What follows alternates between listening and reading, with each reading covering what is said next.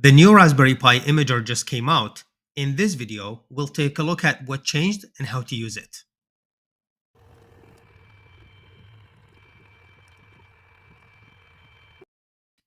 Hi everyone, this is the new Raspberry Pi Imager, which you can download directly from their website. I will leave a link in the description.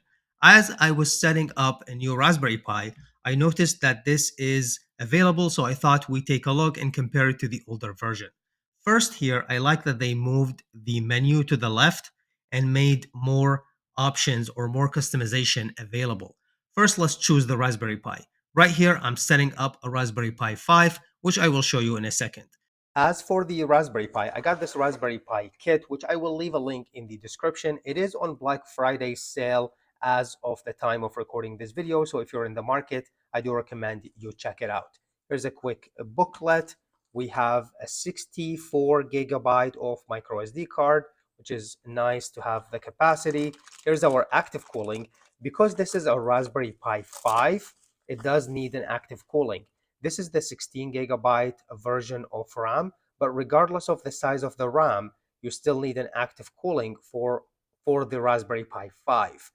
Unlike the Raspberry Pi 4 or the older version, this one does need the active cooling, which we have right here.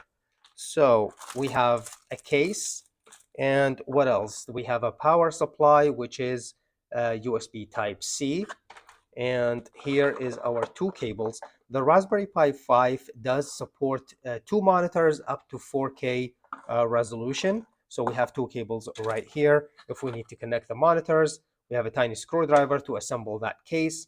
And here is a micro SD card to USB so we can image that. Let's choose that and then click next. Here we are choosing the operating system. So I will stick with the recommended version or like the latest version of the operating system, unless you want to target specific version for your own reason. Sometimes the newer version doesn't support some features. So if you have a reason, you can choose a different one. However, for this purpose, I'm sticking with the recommended. Let's click next. Here is our storage. And for these first three selections so far, the older version just had them all on one page, and then you would click right, unless you want to go into the customization.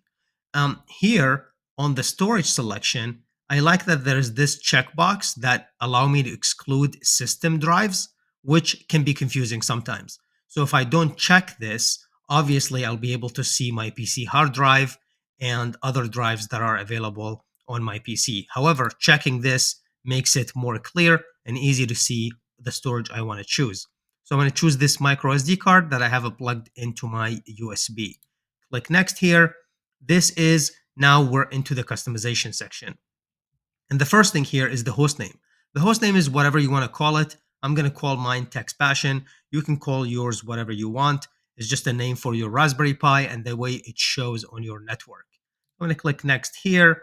And then this next page is to choose the capital and the time zone and your keyboard layout. So you click these drop down and change it however you like. For me, these settings looks good for now, at least for the purpose of the video.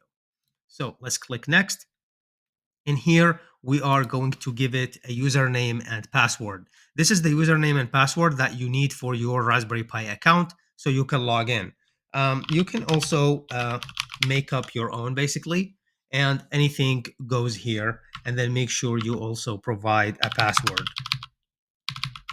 So let's do that. And then you give your username and password, you click next. Right here is the Wi-Fi. By the way, the older version also included a Wi-Fi settings, so those are nice. The very, very old version did not even have those, and you used to always have to log in with a keyboard and mouse and a monitor to set that up. So I like that they're going in the direction that allow you to set up the Raspberry Pi without needing a monitor. So this is kind of the most win here. This is the network or the Wi-Fi information. So that is my Wi-Fi username, and then my Wi-Fi password is going to be here. And then let's click next. So if I go back here, also I can choose to connect to an open network, which is available as well. So you don't need a password for that.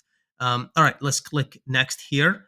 And the next step is to enable the SSH. So you can SSH or authenticate into the Raspberry Pi without really needing to log in later and enable that after you image your micro SD card.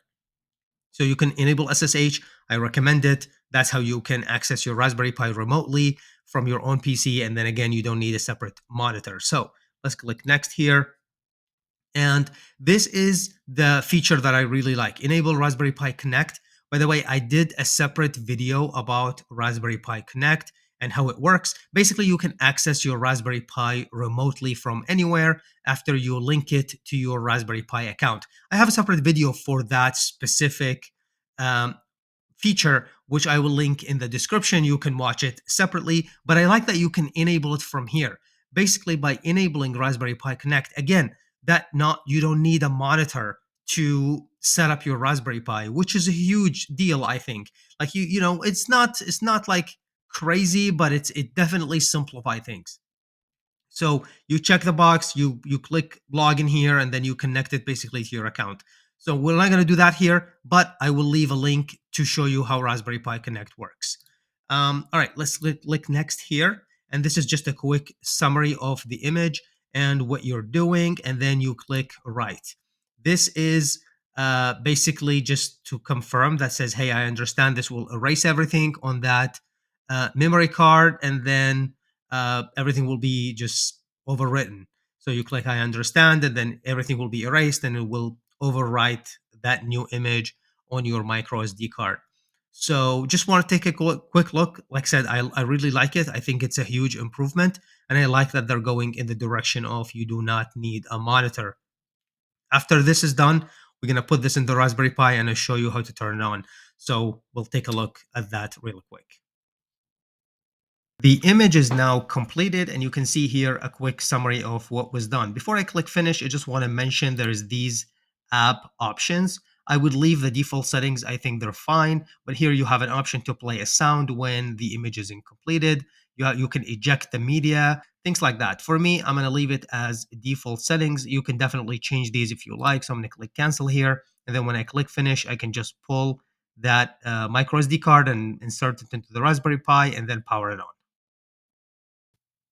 Now the image is completed, all you need to do is to insert that micro SD card into the Raspberry Pi, then power it on. You can see I can already remote into my Raspberry Pi using my Raspberry Pi Connect. I have screen share enabled and everything is working as expected. So at this point, everything should be working for you. You wouldn't even need a monitor or keyboard and mouse. However, if you do, you can always connect those. Additional information about Raspberry Pi Connect or all links will be in the description. Thank you for watching, and I will see you in the next one.